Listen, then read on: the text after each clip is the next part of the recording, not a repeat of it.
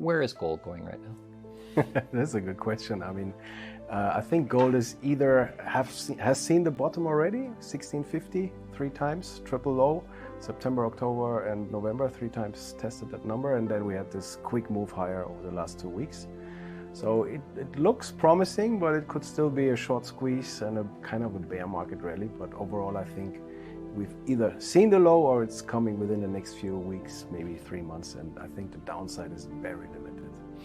What's the factors that are driving gold right now? Talk about the Fed pivot, talk about macro. Well, I mean, first of all, it's been very oversold, right? Mm-hmm. And then you had this news coming out of the massive central bank demand. I think that's been one of the triggers for this short squeeze over the last 2 weeks. And yeah, I mean, I'm in the camp believing that the Fed will have to pivot rather sooner than later. Mm-hmm. Give or take. I mean, it could be mid of December already, the last rate hike. Maybe they do one more next year. But overall, I think they are on the path to break something. Mm-hmm. And so gold is sniffing out this kind of change in the money policy already. It's been the first one doing that in the deflationary crash of 2008. And I think it's the first time this time around as well. So it's very oversold. The physical market is kicking in, central bank demand. I don't see a lot of downside. Instead, we have this first massive move higher over the last 2 weeks. Okay, now it depends how far is the next pullback, right? I mean, if 1680 can hold, we are already probably in a new uptrend, making higher lows and then at some point also higher highs. If 1680 doesn't hold, we probably see one more lower low, but I don't think gold will go much lower than 1600, maybe worst case 1550. Mm-hmm. And then I think this correction is over. Because you have to remember, gold is ahead of everything else. I mean, gold topped out in August 2020 at 2075, 1 year before the stock market topped, 1 year before Bitcoin topped, 1 year before the bond market topped. So gold is ahead of everything else, and so it should be the first one to start a new bull market as well. Well, you said something interesting before we started the interview, and you said that gold is first. Gold is good at sniffing out what's around the corner. Can you explain a bit more about that? It's a monetary metal, right? And I mean, it's been 5,000 years of people using gold as money, and so it's I think the smartest money is still around for the last 5,000 years, and that's why there's a lot of institutional interest, like central banks looking at it. There is also smart money, big deep pockets looking at it. You have 2 big countries, India and China, being responsible for 50% of the demand, the physical demand. So I think there's a lot of smart people in the gold sector looking at it. And it's always the same at these overstretched situations where the paper market either has run so much to the upside or been correcting so much like we've seen this year. At some point the physical market is kicking in, and now you have the physical demand, and then it's very hard for the paper speculators to drive the price much lower. While on the other side, if there's no physical demand anymore because you had a big bull run, then suddenly there is no fundament anymore below the gold price, and then you see these big pullbacks like in August 2 years ago. I can tell your focus is on gold right now. Is there any other metals right now that you're interested in or that have your attention? Silver, copper?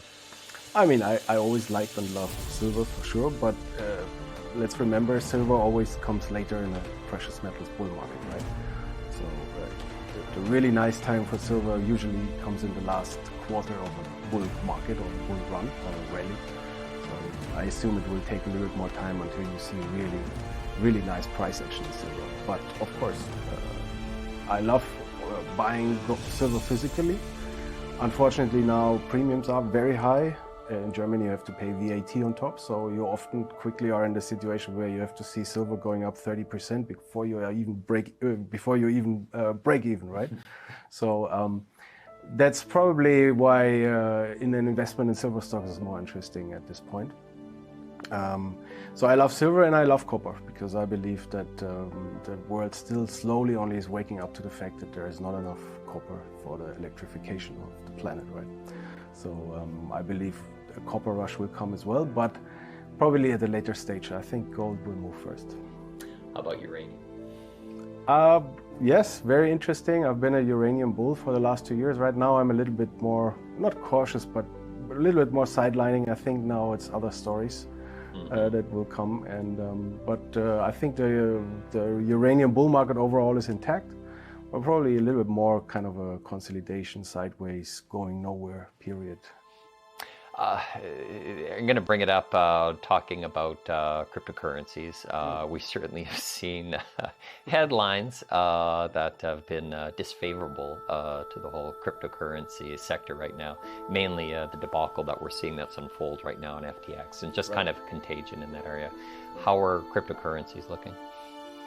Well, I mean, you always have to differentiate, I believe, Bitcoin and then the rest, which is the altcoins, and many of them are very questionable. But of course, it's rather unclear right now who's involved, who is not being able to withdraw their funds, who doesn't have any access on FTX to the money, and there could be still a lot of VCs, funds, other token projects, whatever. I think it still take more time and probably a few weeks at least until we get more clarity here. But what I see is that Bitcoin is not really going lower anymore, even though we had a lot of bad news. So that usually is already a good sign.